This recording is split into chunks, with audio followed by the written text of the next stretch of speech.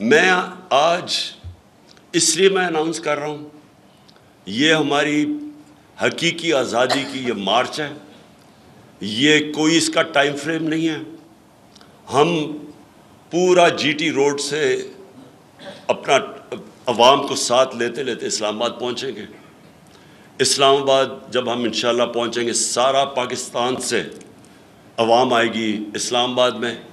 میں آج آپ کے سامنے اللہ کے اوپر ایمان رکھ کے پیشن گوئی کر رہا ہوں کہ پاکستان کی تاریخ کا یہ سب سے بڑا عوام کا سمندر ہوگا انشاءاللہ۔ اور ہم صرف ایک چیز چاہتے ہیں، ہم یہ چاہتے ہیں کہ پاکستان میں کون قیادت کرتا ہے وہ پاکستان کی عوام کا فیصلہ ہے۔ وہ کوئی بیرونی سازش کے تحت لوٹے بنا کے کروڑوں روپیہ چوروں کا خرچ کر کے لوگوں کو خرید کے ہم ان کو مانتے نہیں ہیں۔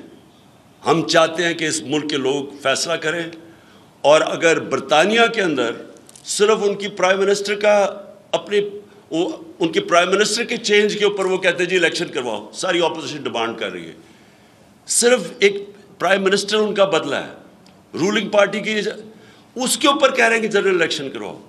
اور ہمارے ملک پہ جو یہ چوروں کو مسلط کر کے اپنی چوریاں معاف کروا رہے ہیں، اور جو انہوں نے کیا ہے، میں سمجھتا ہوں کہ اس وقت میں اپنی آج ساری قوم کو آج اپیل کروں گا کہ آپ نے یہ فیصلہ کرنا ہے۔ یہ اب فیصلہ کن وقت ہے پاکستان کا کہ کیا ہم نے اس راستے پہ چلنا ہے، ایک آزاد خود مختار ملک بننا ہے، یا ان چوروں کی غلامی کرنا ہے۔ ایک ایک کر کے بیٹھے ایک منٹ بیٹھیے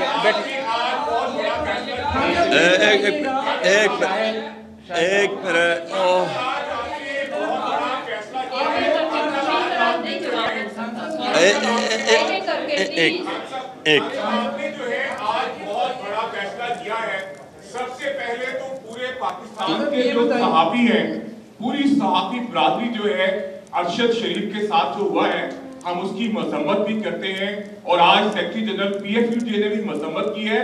مریم نواز صاحبہ کو آج اس موقع پر ایسا ٹویٹ نہیں کرنا چاہیے تھا جس سے پوری صحافی برادری کے دل جو ہیں وہ بہت دکھی ہیں۔ ہم یہ سمجھتے ہیں کہ آپ بھی اور پورے پاکستان کی صحافی برادری کہ معذرت کے ساتھ آپ ارشد شریف کے حوالے سے جو بات کر رہی ہیں، وہ اپنے بچوں کے پاس اس کی لاش آ رہی ہے، وہ ہمارا شہید ہے۔ اس موقع پر انہیں اس طرح کا جو بیان دیا ہے، ہم اس کی شدید مذمت کرتے ہیں۔ خان صاحب، میرا سوال دوسرا یہ ہے، آپ لانگ مارچ کرنے جا رہے ہیں، بتایا جا رہا تھا کہ آپ کے کسی کے ساتھ مذاکرات چل رہے ہیں، آپ سے بات کرنے کی بیک ڈور رابطے ہو رہے ہیں۔ خان صاحب یہ بتائیں کیا وہ رابطے ناکام ہو گئے ہیں؟ اور دوسرا، جب آپ اسلام آباد پہنچیں گے، خان صاحب کہیں جمہوریت کو کوئی خطرہ تو نہیں ہے؟ یہ بھی بتائیں۔ دیکھیں، پہلے تو میں ارشد شریف کا کہہ دوں کہ آج میں پشاور میں تھا، اور وہاں کے پی گورنمنٹ نے فیصلہ کیا ہے کہ ایک مونیومنٹ بنائیں گے ارشد شریف شہید کے لیے، کہ صحافت کے لیے جو اس کی کنٹریبیوشن اور جس طرح اس نے سٹینڈ لیا ہے۔ اور میں جب میری سی ایم پنجاب سے بات ہوگی، اور میں یہ چاہوں گا کہ پنجاب کی حکومت بھی اس کے لیے ایک مونیومنٹ بنائے۔ ایک منٹ میں کمپلیٹ کر لوں۔ جہاں تک دیکھیں، ایک منٹ پلیز دیکھیں، میں یہاں بیٹھا ہوں، میں آپ کے سارے سوالوں کا جواب صرف ایک ایک کر کے کریں، کیونکہ مجھے سمجھ ہی نہیں آتی کیا۔ اب سنیں، جہاں تک مذاکرات کی بات ہے، میں بار بار کہہ بیٹھا ہوں کہ پولیٹیکل پارٹی ہمیشہ مذاکرات سے اپنے مسئلے حل کرتی ہے، بندوقوں سے نہیں کرتی۔ ہمارے دروازے ہمیشہ بیک ڈور چینلز پہ کھلے تھے، لیکن مجھے یہ اب پورا یقین ہو گیا ہے کہ یہ کسی صورت الیکشن نہیں کروائیں گے۔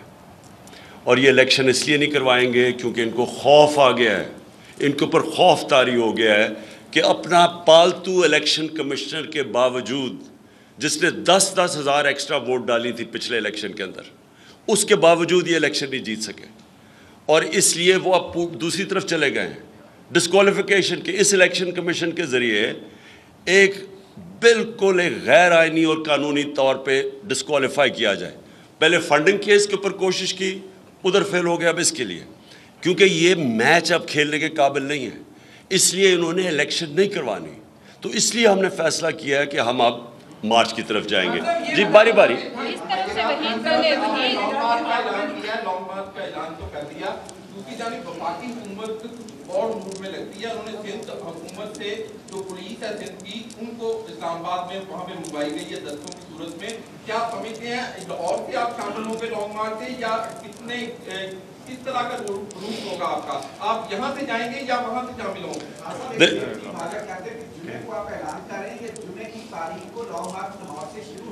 मैं आज आपके सामने लॉन्ग मार्च का ऐलान कर रहा हूँ। जुमे को शुरू हो रहा है। मैं जुमे को लीड करूंगा। उसको 11 बजे हम शुरू करेंगे इंशाल्लाह लिबर्टी में, जिधर हम जमा होंगे, और उसके बाद हमारी मार्च शुरू हो जाएगी। अच्छा एक मैं वो जवाब ही नहीं मौका चले बोले।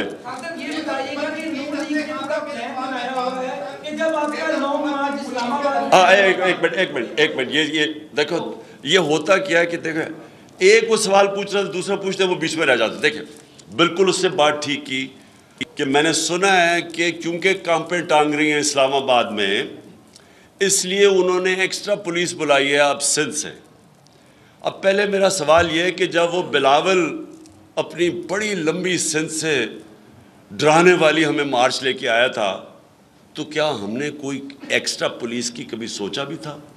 क्या फजल रहमान जो बार बार आता है इस्लामाबाद 2 दफ़ा आया, हमने तो कोई किसी को नहीं ऑर्डर किया। तो मुझे ये नहीं समझ आएगी इनको डर किस चीज़ का लगा हुआ है। और ये सिंध से पुलिस जो लेके आ रहे हैं, ये क्या करने आ रही है? यानी इनका मकसद क्या है इसका? क्योंकि हमने तो पुरअमन एहतजाज है। मैं आपको वाज़ेह कर दूं फिर से, मैं 26 साल से पॉलिटिक्स कर रहा हूँ, मेरे हमेशा पुरअमन एहतजाज किया है। मैंने जब 25 मई को कॉल ऑफ की अपनी मार्च, वो मैंने इसलिए की क्योंकि मुझे डर था उसके बाद कि अब खून होने लगा है, इसलिए मैंने कैंसिल की थी। तो ये पहले जहन में डाल लें कि ये जो मुजरिम जुराइम पेशा लोग हैं, राना सनाउल्लाह एक कातिल है, ये जो शहबाज शरीफ है ये सबसे बड़ा डाकू और एक्स्ट्रा जुडिशल किलिंग करवाई हुई है। इसके ऊपर ह्यूमन राइट्स की रिपोर्ट है इसके ऊपर कि इसने पुलिस मुकाबले में लोग मरवाए हुए हैं। ये जराइम पेशा लोग हैं, इनको समझ, क्योंकि अवाम तो इनके साथ है ही नहीं, तो इसलिए ये कहा जी हम पता नहीं डंडे मारेंगे या क्या करेंगे, ये कुछ नहीं कर सकते। ये जिस तरह की अवाम आएगी, मैं आज इंशाअल्लाह आप सबके सामने पेशन गोई कर रहा हूँ, किसी पुलिस ने कुछ नहीं करना।